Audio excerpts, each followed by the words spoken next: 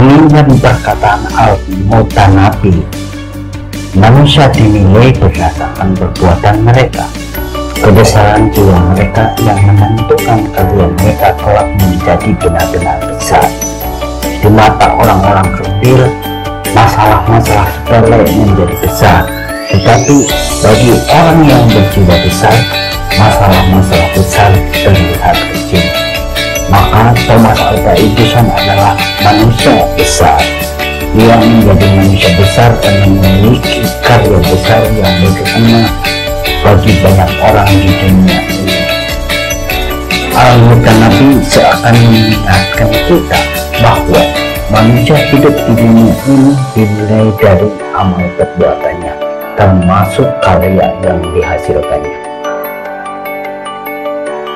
Karena itu lakukanlah sesuatu dengan tekun. Apapun bidang yang kita tekuni, lakukanlah dengan sungguh-sungguh. Apapun yang kita minati adalah pilihan.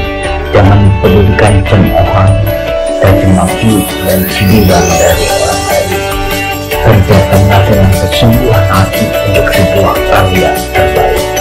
Hanya dengan kesungguhan sebuah masterpiece dapat diwujudkan. Kesungguhan adalah kunci pembuka kesuksesan.